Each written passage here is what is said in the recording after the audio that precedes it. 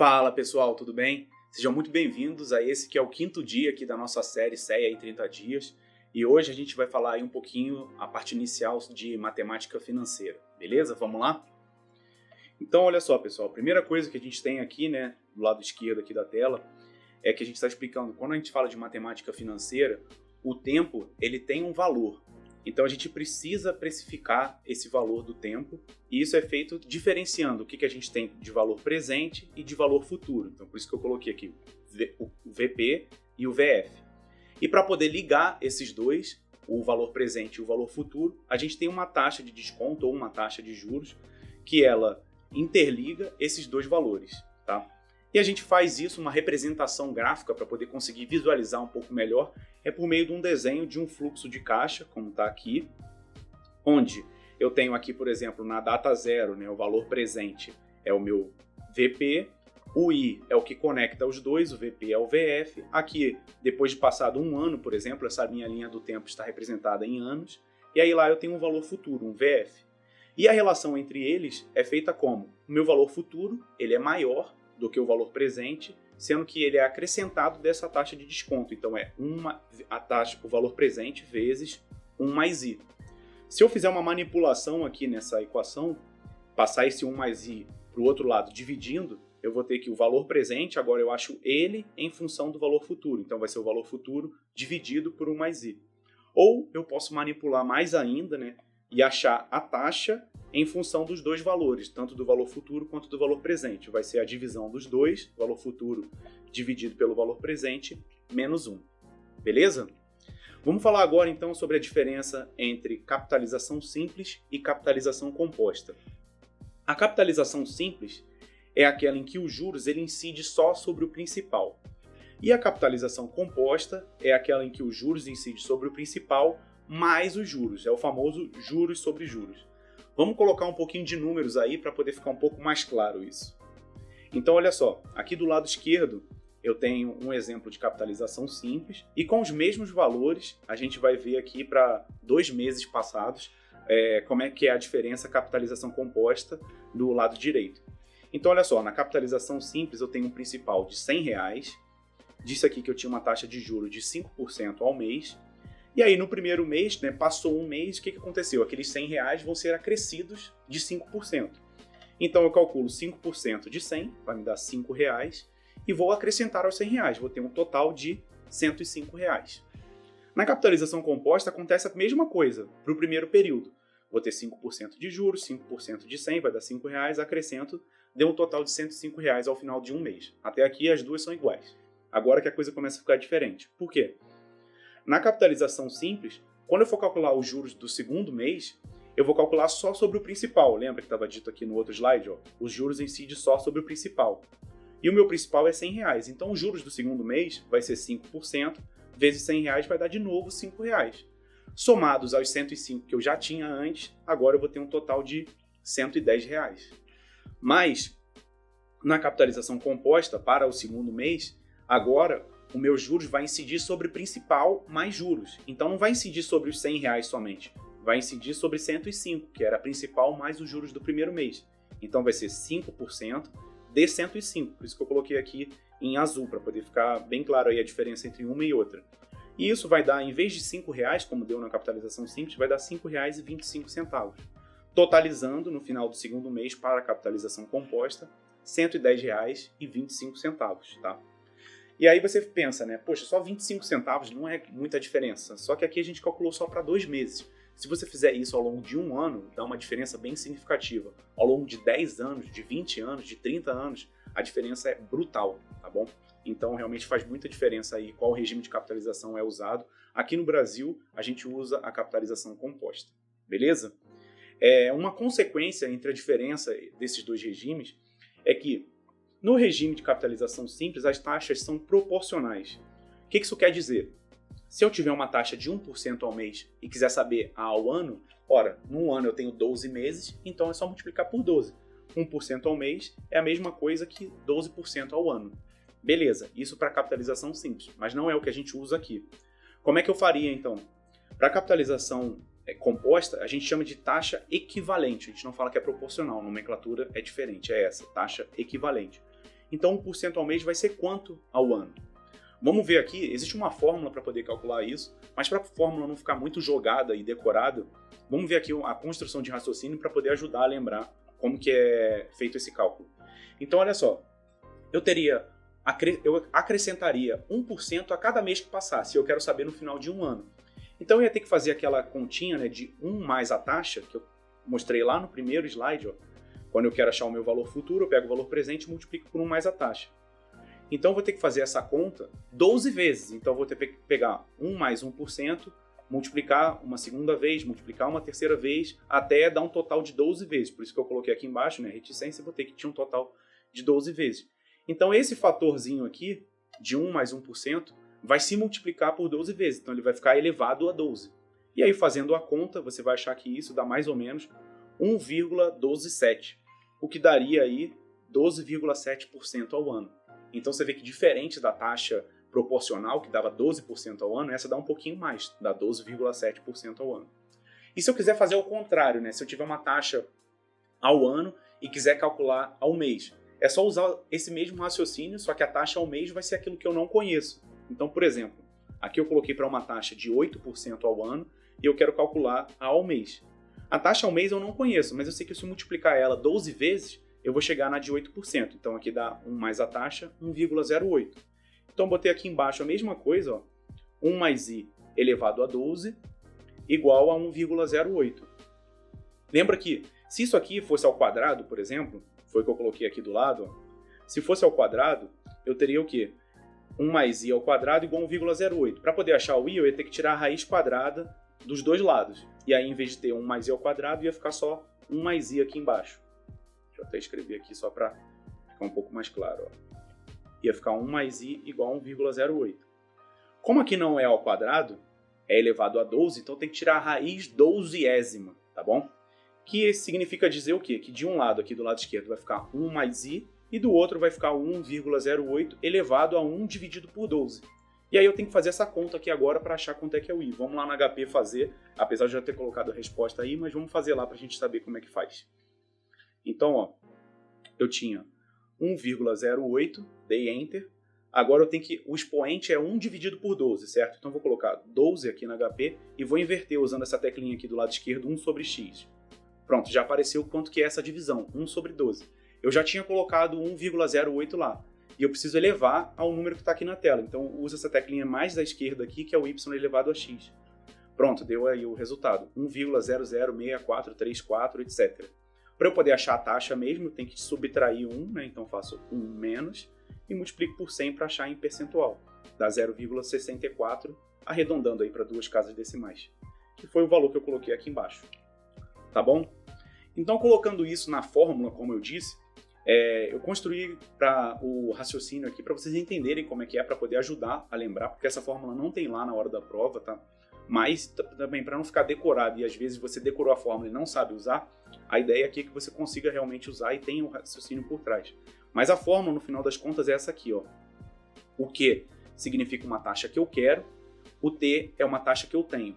Então aqui o I, a taxa que eu quero, é igual a 1 mais a taxa que eu tenho, elevado ao número de períodos que eu quero, dividido pelo número de períodos que eu tenho, menos 1. Então, se fosse para esse caso aqui, ó, a aplicação da fórmula nesse caso aqui, que eu tinha 8% ao ano e queria achar ao mês, vou fazer de azul. A taxa que eu quero era ao mês, eu não sei. A taxa que eu tenho era anual, né? Então vai ser 1 mais 8%, elevado ao número de períodos que eu quero. Eu quero para um mês, então vou colocar 1 aqui. E o número de períodos que eu tenho seriam 12 meses, que é um ano. Então vai ser 1 dividido por 12, menos 1. Tá? Então é exatamente isso que eu tinha aqui embaixo. Ó. E aí, fazendo essa conta que a gente já fez lá no HP, você chega no resultado de 0,64. Beleza? Vamos em frente. Aqui, a gente vai falar um pouquinho agora sobre ganho real e ganho nominal. Seguinte. Bom, assim como a gente colocou lá no primeiro slide, né, a gente tem um valor presente, um valor futuro, então aqui eu considerei uma aplicação de R$1.000 que me gera R$1.100 ao final de um ano, tá? Então foi 10% aí, foi a conta que eu fiz aqui, ó. Lá no primeiro slide a gente tinha essa conta, né, que era o valor futuro dividido pelo valor presente, 1.100 dividido por 1.000, vai dar 1,1. Se eu diminuir 1, eu acho quanto é que é a taxa em percentual, foi o que eu coloquei para cá. Ó. Diminuir 1,1 menos 1 dividido por 100, achei que é 10% isso. Só que nesse mesmo período eu tive uma inflação de 5%. Então olha só, imagina que eu faço essa aplicação, que eu hoje, por exemplo, vejo um objeto que custa R$ 1.100, essa caneta aqui, por exemplo, ela custa R$ 1.100. Aí eu falo, beleza, eu não tenho 1.100, mas eu tenho 1.000. Vou botar numa aplicação que me dá 10% ao ano e no final de um ano eu vou conseguir comprar. Aí você chega lá no final de um ano, resgata seus R$ 1.100, vai na loja comprar a caneta e ela está custando mais. Por quê? Porque a inflação fez com que os preços aumentassem. Então você não vai conseguir comprar com aqueles R$ 1.100, dependendo de quanto foi essa inflação. Então a ideia aqui é que você calcule realmente um ganho real que você teve além da inflação, porque a inflação comeu uma parte desses R$ 100 aí, porque os preços todos aumentaram, o seu custo de vida todo aumentou. Tá? Então a forma que a gente faz para poder calcular isso, esse ganho real, é essa que está aqui. Ó. O ganho nominal, nesse caso aqui é de 10%, ou seja, isso é o total. Nominal é o total. É 1 mais a inflação vezes 1 mais o ganho real. Tá? E aí se eu manipular essa fórmula aqui e passar esse 1 mais a inflação dividindo para o outro lado, eu vou achar que 1 mais a taxa real é igual a 1 mais a taxa nominal dividido por 1 mais a inflação. Não vai fazer isso que está aqui embaixo, que é só pegar as taxas e subtrair. Dizer, a taxa nominal é a inflação mais a real. E aí eu coloco essa formulinha aqui como se fosse só uma soma, subtraio, por exemplo, a nominal da inflação e acho que isso é a real. Isso está errado, tá? Tem que usar o fator aqui, que é usar esse 1 mais a taxa. E aqui eu coloquei só uma representação gráfica, né, do rendimento, que a inflação comeu um pedaço. Então aqui eu tinha um rendimento de R$ 100 nesse caso, e a inflação ela comeu um pedaço aqui desses R$ 100, nesse caso eu dei um exemplo de 5%. Então aqui que eu vou ter um ganho real para poder realmente fazer a minha compra. Quanto é que seria nesse caso, né, com um ganho de 10%, um rendimento nominal de 10% e uma inflação de 5%? Vamos calcular quanto que dá o ganho real. Vamos pegar a HP, limpar ela aqui. Então o meu ganho nominal era de 10%, então dá 1,10 ou 1,1. E a inflação era 5%, então dá 1,05, né? Então vou fazer 1,05, divide, e aí eu achei que vou fazer 1 menos 100 vezes 4,76 é o meu ganho real. Então, o meu ganho real, vou colocar aqui embaixo, ó, o meu I real é igual a 4,76%. Viu que deu diferente de fazer só a subtração. Beleza? Vamos em frente. Aqui um último conceito que é a de série antecipada e a de série postecipada. Imagina que você vai fazer uma compra de algum bem financiado, né? Então você vai comprar uma geladeira, por exemplo, e aí você não tem o valor lá para poder comprar, mas a loja te oferece uma opção aí de financiamento. E aí ela tem duas opções. Uma em que você paga uma entrada, você leva o bem para casa, leva a geladeira, e você paga uma entrada hoje mesmo, e aí você vai pagar em entrada e mais 10 vezes, por exemplo, dá um total de 11 parcelas, certo? Contando a entrada. E existe uma outra opção em que você leva a geladeira, hoje você não paga nada e só daqui a um mês você começa a pagar. Então a diferença entre essas duas formas de pagar é exatamente a diferença das séries antecipadas e postecipadas. A postecipada é essa que está aqui em cima, olha. Eu levei a geladeira hoje, então seria como se a loja estivesse me emprestando. Vamos dizer que a geladeira custa R$4.000. Seria como se a loja estivesse emprestando R$4.000, esse 4.000 entra na minha conta, por isso que a setinha está para cima. Só que na mesma hora eu gasto ele, né? Eu entrego os 4.000 para a loja e pego a geladeira. E aí depois eu vou pagando, vai sair da minha conta, por isso que a setinha está para baixo, em 12 prestações aqui nesse caso, tá? No caso de baixo, aí não, eu tenho o mesmo crédito hoje de R$4.000, só pego esses R$4.000, troco pela geladeira, assim como eu fiz no primeiro caso, só que hoje mesmo eu já tenho um desembolso da entrada. Então aqui, ó, na data zero já tem uma setinha vermelha para baixo, saiu um dinheiro da minha conta de fato hoje. E aí depois eu pago mais 11 parcelas, beleza? E aí na HP, a forma da gente poder fazer isso, né, ela por padrão ela já calcula as séries como sendo postecipadas. Quando é uma série antecipada, eu tenho que informar isso para HP. E a forma de eu fazer isso é apertar a tecla G e o número 7, que embaixo está escrito bag, que é a famosa função gbegin. Vamos colocar HP aqui para vocês verem. Ó. O G está aqui embaixo e no número 7 tem um bag lá. E aí isso vai aparecer um bag também, um begin na tela. Isso quer dizer, então, que o modo de série antecipada está ativado no HP.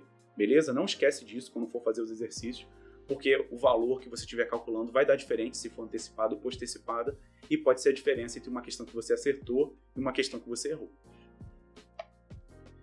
Mais um conceito aqui, e é o último de hoje, de perpetuidade.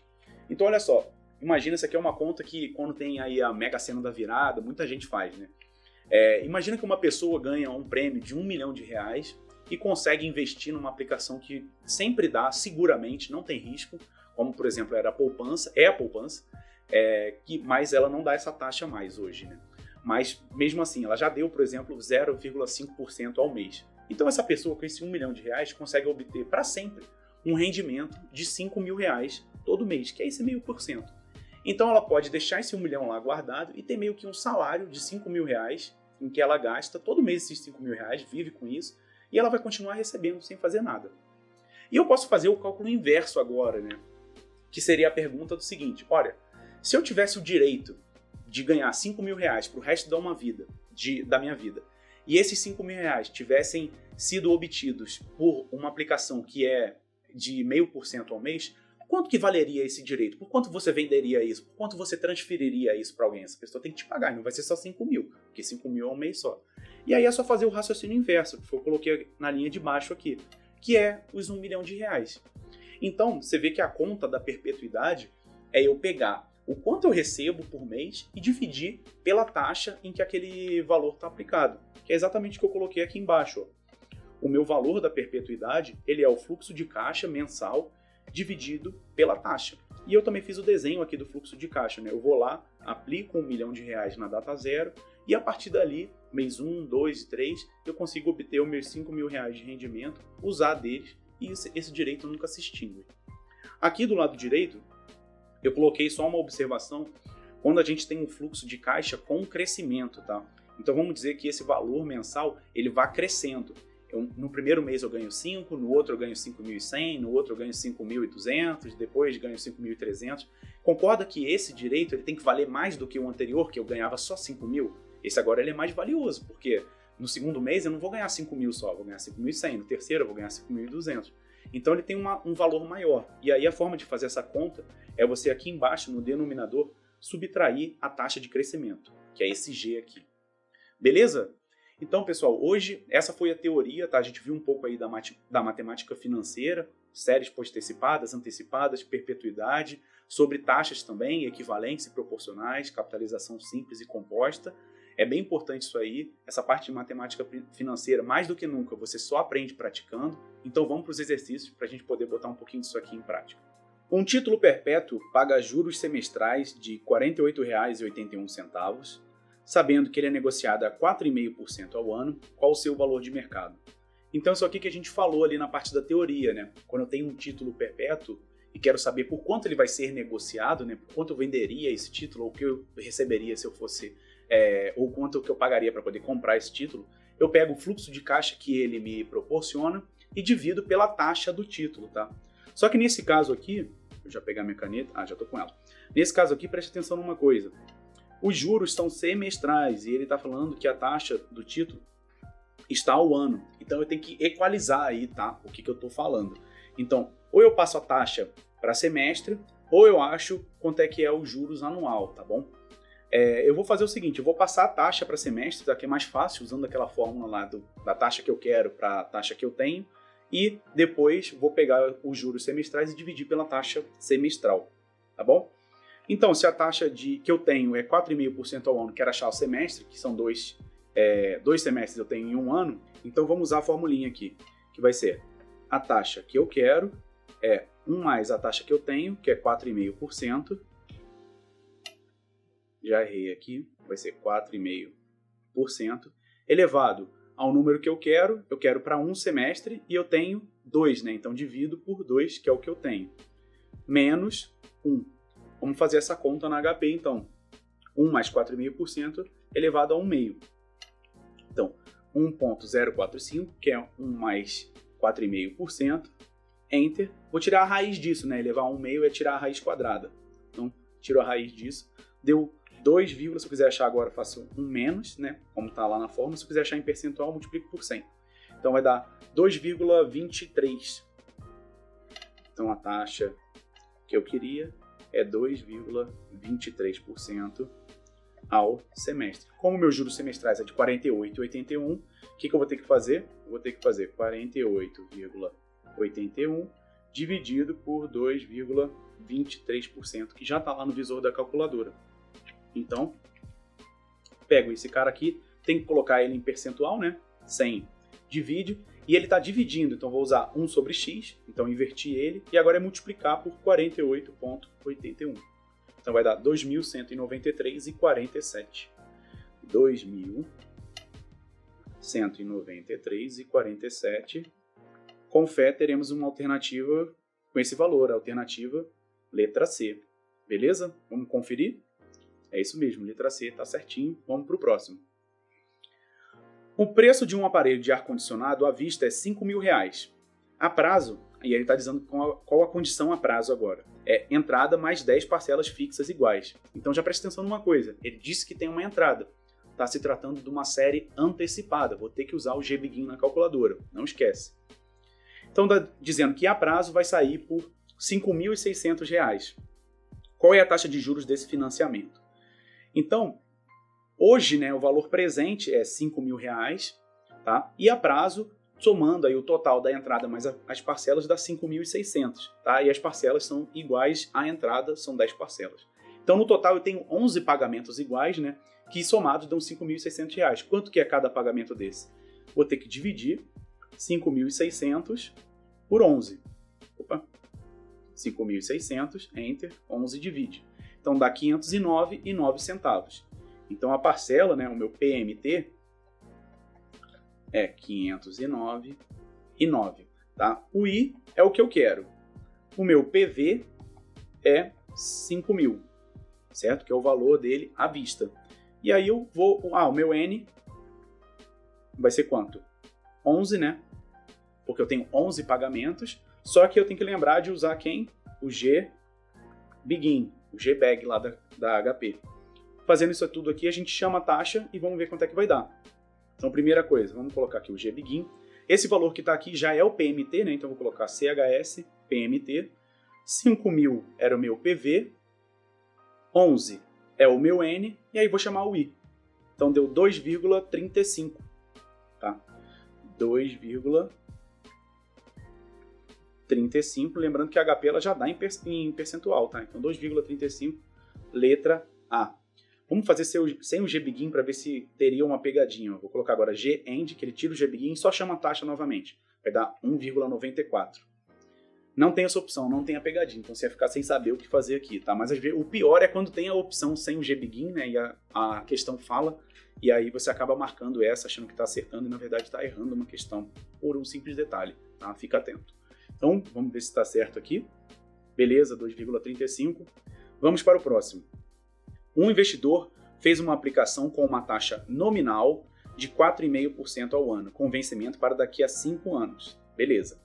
Sabendo que a projeção de inflação no período de investimento era de 15%, qual a taxa real obtida pelo investidor? Então aqui, ó, tem a taxa nominal, que é a composição da taxa real, mais a inflação. Sendo que esse mais, vocês sabem que não é só somar, tá bom? Só que a minha taxa nominal, ele deu ao ano, e a inflação, ele deu ao período, tá? E ele está querendo saber qual é a taxa real ao ano. Então, o que eu vou fazer? Se ele está querendo já a resposta ao ano, eu vou trazer essa inflação que ele deu no período, né, que era de 5 anos, vou trazer isso para um ano, usando lá a transformação, né, para taxas equivalentes na taxa que eu tenho para a taxa que eu quero. Então, vamos a isso, ó. A taxa que eu quero é 1 mais a taxa que eu tenho, que é 15%, elevado ao número... Deixa eu colocar aqui embaixo. 1 mais 15%, que é a taxa que eu tenho, elevado ao número de períodos que eu quero, que é 1, dividido pelo número de períodos que eu tenho para 5 anos a inflação, né, no período todo, menos 1. Então, eu vou ter que pegar 1,15, que é esse 1 mais 15%, e elevar a 1/5, né? Vamos lá na HP. 1, Enter, 5 divide. Achei quanto é que é 1/5, né? O expoente lá em cima. E eu tenho, na verdade, eu vou fazer o seguinte, vou colocar 1,15 primeiro. 1,15, coloquei na memória da HP. 1/5 Ó, é 0,2, como 1,15 já está lá na memória, é só eu chamar aqui o y elevado a x, que eu acho que isso aqui dá 1,0283, né? Para poder achar só a taxa mesmo, né, eu faço 1 menos e agora multiplico por 100 para poder dar em percentual, dá 2,83%. Tá? Então a taxa que eu queria é 2,83%. Agora está ao ano. Então eu estou com tudo ao ano agora, então eu posso pegar essa taxa nominal ao ano, dividir pela inflação ao ano, e aí eu vou ter a taxa real, beleza? Então, não é só dividir, né? Eu falei agora de pegar uma e dividir, na verdade tem que fazer um mais cada uma delas, né? Então para poder achar a minha taxa real, eu tenho o quê? 1 mais a taxa real vai ser 1 mais a taxa nominal dividido por 1 mais a inflação. Então minha taxa nominal era 1 mais 4,5% dividido por 1 mais 2,83%. Tá? Então vamos lá. Esse cara aqui eu divido por 100.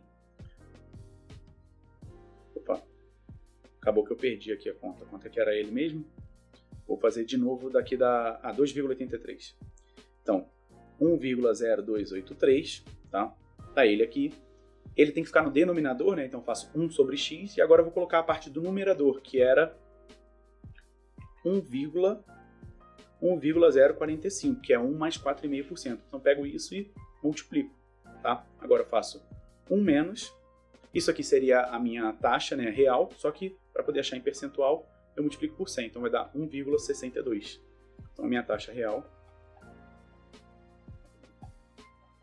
deu 1,62%. Letra D, tomara que esteja certo. Beleza, estava certo. Tranquilo, pessoal? Então aqui a gente teve um pouco de conta, né? Na verdade, os 3 exercícios foram de contas. Reparem que é bem importante vocês ajustarem o tempo, né? Quando eu estiver falando de uma taxa que está numa base de semestre e eu for trabalhar com ela, as outras coisas têm que estar numa base semestral também, né? Isso aconteceu em mais de um exercício aqui. Fica bastante atento à questão também da série antecipada e pós-antecipada, e vamos meter bronca e ser CEA, beleza? Não deixa de curtir o vídeo. Vejo vocês no nosso próximo dia aqui da série CEA em 30 dias. Um abraço!